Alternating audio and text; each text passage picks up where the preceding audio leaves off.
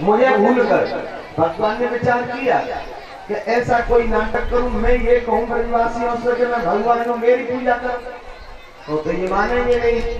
मुझे कोई नाटक तो करना पड़ेगा। ऐसा नाटक करूं कि इंद्र का तो अभिमान दूर हो और मेरी पूजा का इन्हें फल मिले। तो मेरा वास्तविक रूप तो ये गिरिराज महाराज है, एक साध है सब सब है और सब साध है सब जा।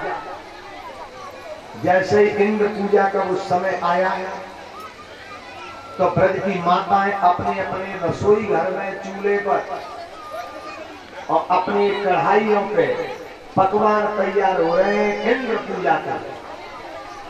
कन्हैया अपने घर में आए तो मैया मुंह से ये पट्टी लगाए, वस्त्र लगाए और चूल्हे पे बैठी है। कन्हैया बोलो जाके मैया खा कर रही है। मैया बोली नाला दूर दूर भीतर मती आइयो। बोले मैया क्यों? बोले जय जय के काम लाला भोग बन रहा। अब ये पट्टी क्यों बंधी है मुंह से? ये द्वापर की पवित्रता थी, जरा ध्यान है। मैया यशोदा मुंह से पट्टी लगाए हैं, यह द्वापर की पवित्रता है। वैसे एक बात कहूं, हम जो श्वास लेते हैं वो भोग सामग्री पर न पड़े, वो द्वापर की पवित्रता थी, ऐसा नहीं है। अब विचार कर लें। वैसे एक बात तो माननी पड़ेगी, भले ही कले हुए हर चीज घट गई पर पवित्रता तो बढ़ गई है। काई बाबा बढ़ गई है, कह रहे हैं पवित्रता बढ़ गई है। हर चीज घट गई, पवित्रता तो बढ़ी है। क्यों बढ़ी है? कि पहले ये बड़ी बुरी टुकड़ियां मिट्टी को चूलो, मिट्टी की एक चपटिया चुपड़िया और बाग में पानी माटी, एक रूमाल जैसे वस्त्र पड़े रहते, सुबह झाड़ू लगायो और चूल्हे पे फेर दो, चौक लग गयो, जमीन पे बैठ के भोजन बनाते। और स्नान करने के लिए साबुन शैम्पू नहीं थे, वो एक माटी आती मुल्तानी, उसे लगाती, खुशबू नहीं थी उसमें। और अब तो नया साल खोल दो, शैम्पू पिड़ोरा पे जाएगा खुशबू ही ले लो। पवित्रता बढ़ी के नहीं? पहले बैठ के खाना बनाती है दुपहरियां, अब देखो खड़े है के चप्पल पहन के और मुंह में गोल्ड मोहर भर के रोटी पर बेलना आदत चल रहा है। और कटहल कट्टी खाना का है, कटहल बाई में रसोई में चलो मुंह में गोल्ड मोहर भरी जाने की जरूरत नहीं है, वो बात में सही लगी है टूटने के लिए। ये आज की पवित्रता है हमारी, आज की पवित्रता है मेरे भाई में। विचार कर ले, अभी हमारे यहाँ जो सरकार बनी थी तो सरकार ने घोषणा की थी कि अवैध भूचड़ खाने सब बंद कर दिए जाए। भूचड़ खाने यानी जिनका लाइसेंस नहीं है वो कटघर बंद कर दिए जाए। अरे उन कटघर में तो उनकी तो बाद में बात करनी थी, पहले यदि हमारे घर का कटघर में आग लग जाती तो उस कटघर को सुता ही बंद हो जाता है। यदि हमारे घर के कटघर में यदि पाबंदी हो जाए तो उस कटघर पे ताला लगाने की कोई जरूरत नहीं है, वैसे ही लग जाएगा उसमें। तो हमारे घर का कटघर क्यों कि रोटी पे गिरना चल रहा, मुंह में गोल्ड मोहर और सार उसी में चप्पल पहन के और भोजन बनाने आज की पवित्रता। और आदमी कह देता है देवी कहाँ है? वो रसोई में, रसोई की मांग के लिए हर महिला कहती है रसोई, लेकिन 99% महिला को ये पता नहीं है कि रसोई कहते किसे है। रसोई का अर्थ नहीं मालूम है, बस उसमें वो टाइल्स लगा दी, पत्थर लगा दिया, सिल्क लगा दी और वो रसोई हो गई। रसोई का अर्थ अभी 99% महिलाओं को पता नहीं है कि रसोई किसे कहते हैं। रसोई कहते हैं जिसमें, हाँ साहब नगद कतार उधार को काम ना, रसोई कहते हैं कि जिसमें मेरे रास बिहारी ठाकुर जी का निवास होता है उसे रसोई कहते हैं।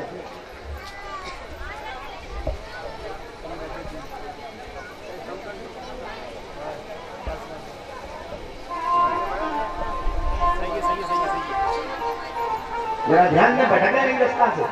रसोई कहते हैं जिसमें मेरे रास यानी ठाकुर जी का निवास हो, और जब ठाकुर जी का निवास है वो मंदिर होता है कि नहीं होता है साहब? विचार करना, सही बताना। जहाँ ठाकुर जी का निवास है वो मंदिर है, और रसोई में रास यानी ठाकुर जी का निवास होता है, तो मंदिर में अपवित्र वस्तु जानी चाहिए? नहीं जानी चाहिए साहब। मंदिर में वही वस्तु जानी चाहिए जिसका हम ठाकुर जी को भोग लगा सके। साहब जीव हत्या हो रही है, मांस की हड्डियां चटक रही है, और फिर भी हम उससे रसोई कह रहे अंधा धुंध दरबार में दगा पनीरी खा। पर कोई बात नहीं है, चप्पल पहन के बन रहा है और जूता पहन के खब रहा है, क्यों बाबरे कर रहे हैं, वहां पर खाए रहे।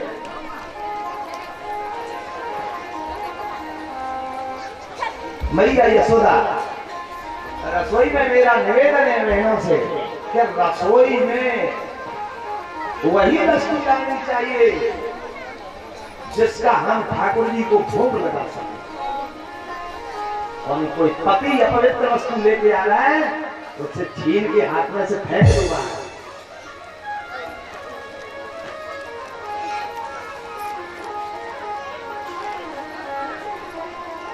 बोले भाग्य बिहारी लाल की जय, बोले बाल कृष्ण भगवान की जय। जय श्री राधे, जय जय श्री राधे। मैया मुंह से पट्टी लगाए चूल्हे पे बैठी है, कन्हैया बोले मैया दूर दूर भीतर मत ये बोले क्यों? बोले जय जय के काम भोग बन रहा हो लाला। तो मैया भीतर काहे नहीं आओ? बोले लाला तू नहायो ना आए, बिना स्नान करे अंदर नहीं आते, जय जय की पूजा होगी। अब कन्हैया सोच रहे हैं कि हमते बड़ी जय जय कुएं ताके काजे मोड़ डालना पड़े। कन्हैया बेली में बैठ के बोले हो मैया एक पकौड़ी मोकू दे दे, एक पकौड़ी मोकू दे दे।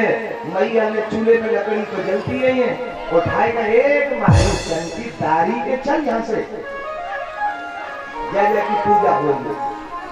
कन्हैया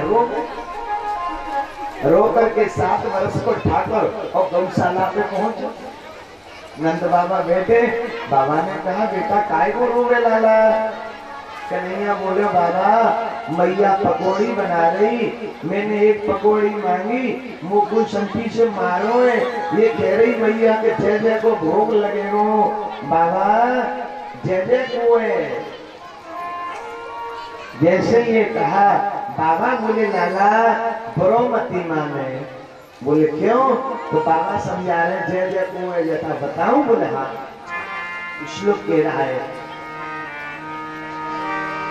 परजन्यो भगवान इंद्रो मेघास्तस्यात् मूर्तया ते अविवर्षन्ते भूतानां पीडनं जीवनं पय।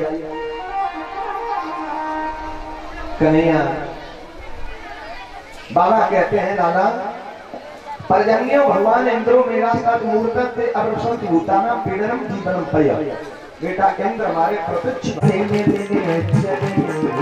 उनका बनाना गजब हो गया, पल के लहरी राधा से मिलने चले, ये उनका बनाना गजब हो गया।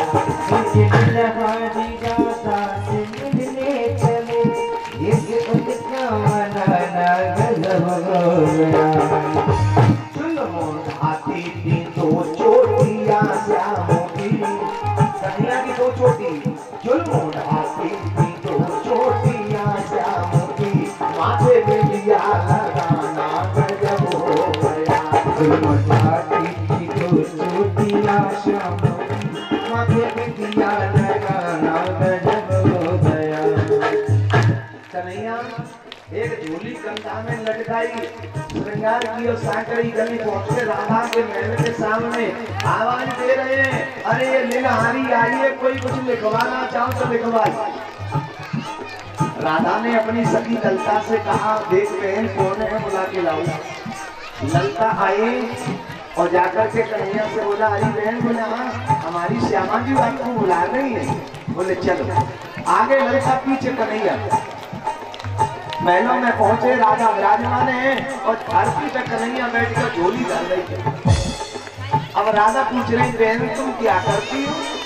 कन्हैया बोले मैं बहुत पढ़ी लिखी हूँ, मेरा काम लिखने का है। ये लिखवा नहीं लेते हैं हाथों में, मेरा भी लिखा है काला काला। राजा बोले तो बहन मेरा लिख दूंगी? बोले मैं बहुत होशियार हूँ, पढ़ी लिखी, जो तुम कहोगी वही लिख दूंगी। माथे पे लिख दो क्या? अरे मेरी बहना, अरे मेरी बहना, माँ लिखे मदन मुरारी, पलकनों पे लिखे प्रतुकारी, लिखे रहे खाओ जो जो चीज। मेरी बहना, माँ के लिखे मदन मुरारी, पलकन पे लिखे प्रतुकारी, लिखे लिखाओ जो जो चीज।